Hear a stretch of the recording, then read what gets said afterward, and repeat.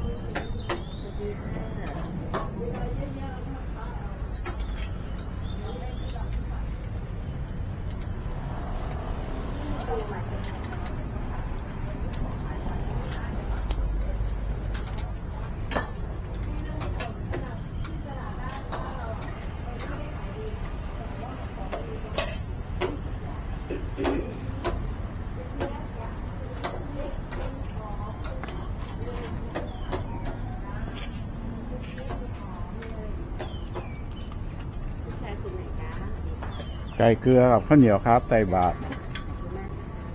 ไม่ต้องหั่นครับไก่เกลือชิ้นหนึ่งข้าวเหนียวใส่บาตรครับเท่าไหร่ครับ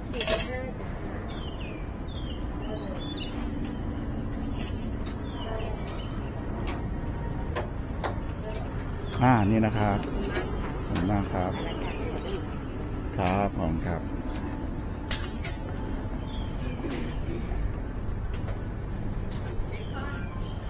เอาเบคอนไส้กรอก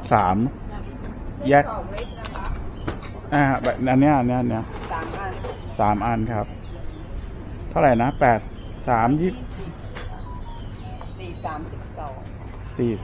12แยกกันจิ้มเนาะ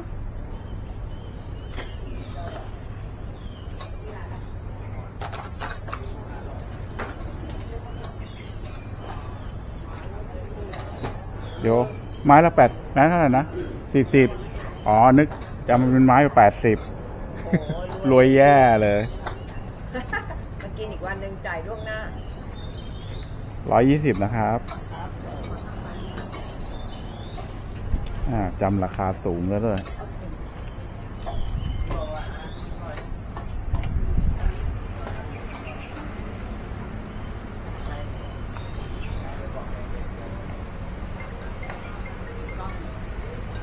กล้องเทสเขาบอก2 ชั่วโมงเอาไว้ถ่ายขับรถ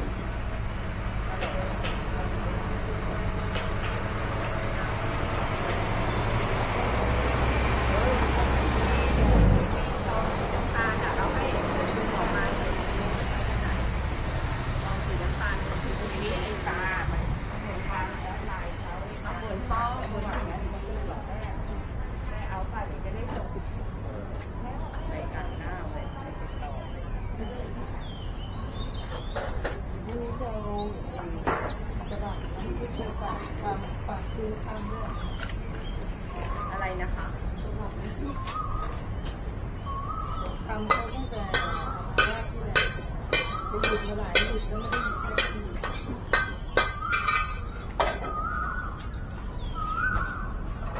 ่แต่รู้ว่าพี่ลืมเห็นไหมหนูลืมเอาไปต่างด้าวไปต่อให้ลูกน้องเอาไปต่อของพี่ติ๊กหนูใส่ตั้งแต่เมื่อคืนแล้วอ่ะตัวหนึ่งถ้าหนูเลือกไม่ได้หนูต้องทำต้องรีบใส่เป็นเราเยอะ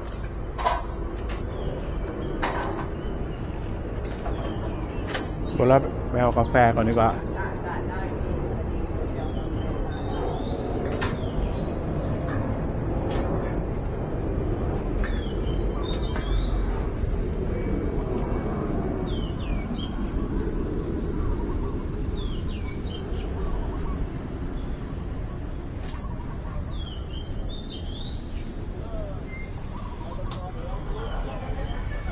อบคุณครับ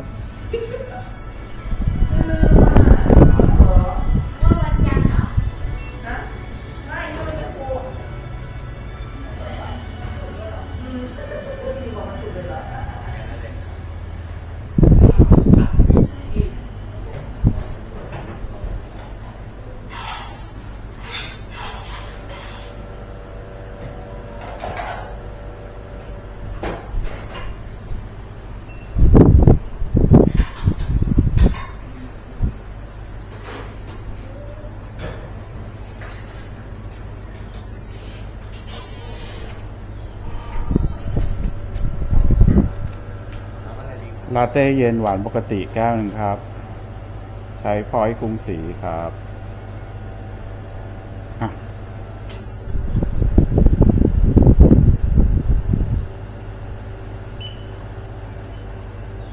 เหลือ40 บาทนะครับ ครับ สแกนจ่ายครับ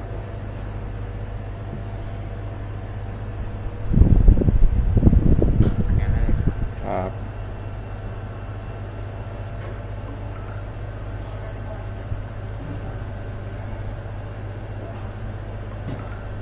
ครับ นี่ครับ ที่เรากดสั่งครับ ครับอ๋อกดเบอร์นะ ครับ เรียบร้อยครับ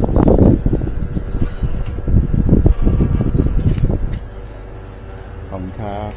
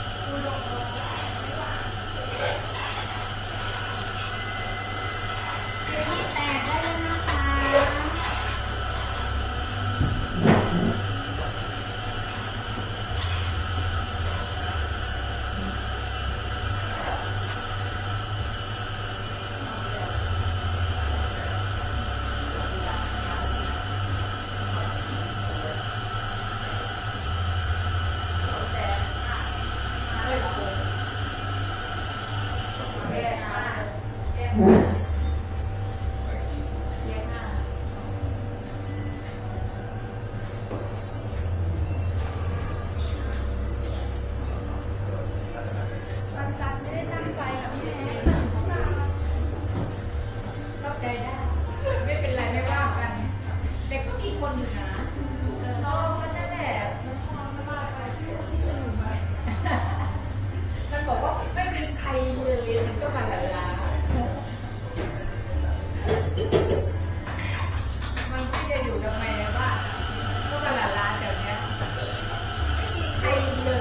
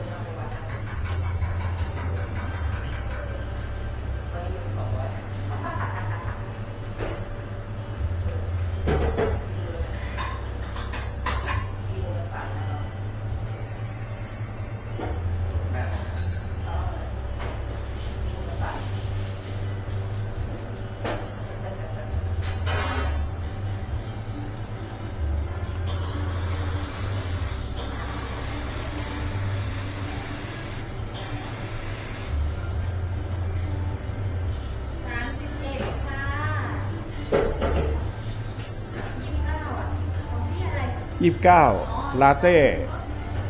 อยู่นี่เสร็จแล้ว ครับ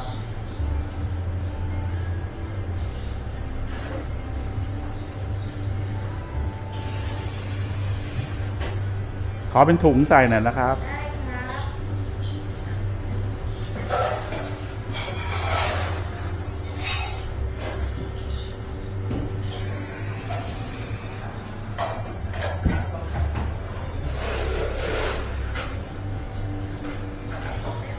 บ ครับอ่า อันนี้30นะคะ 30ครับ ขอใส่ถุงกระดาษนะ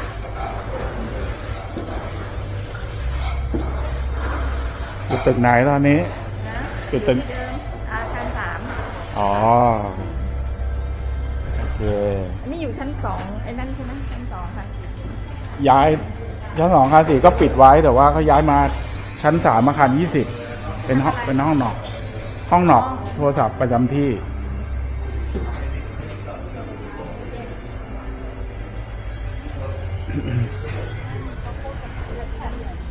ฉันบอกว่าใช้ช่วงกุญแจใหม่เลยนะไปแล้วหรอ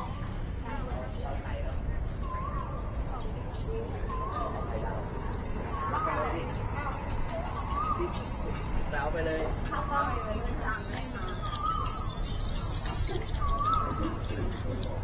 ได้ไหมครับ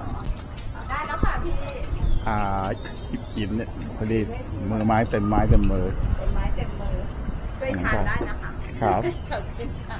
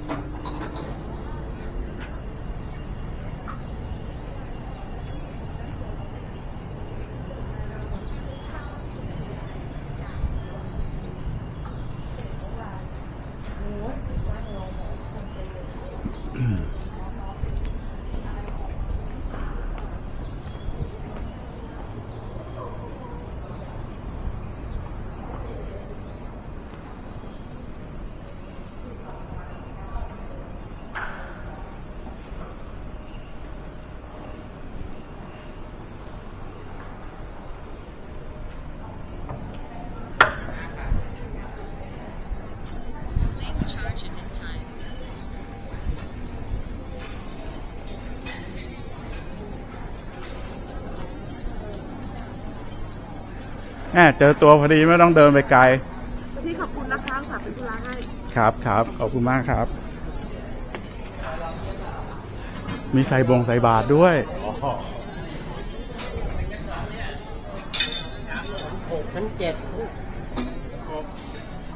ได้ยังว่างอีกไหมเนี่ยฝากอีกอันดิ อะไรนะ ที่หมูข้างเนี้ย เอ้ย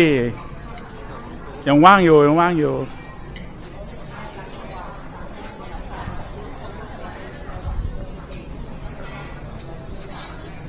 ได้ชั่วโมง40เอง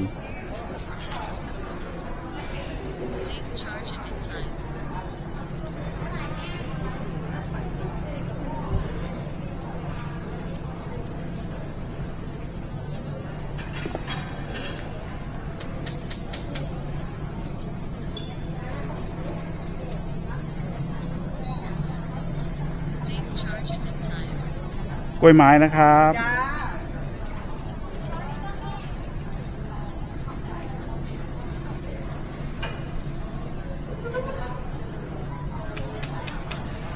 า 15 บาทนะครับ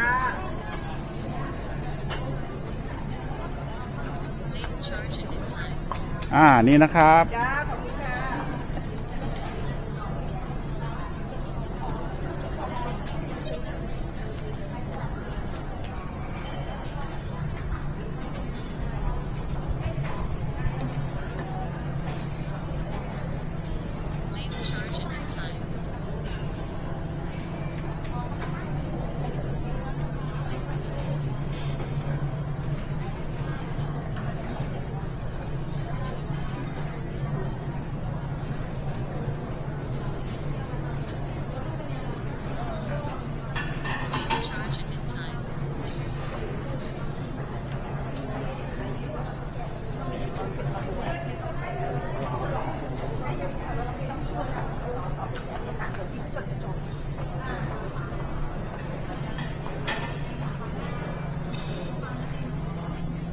Please charge at this time.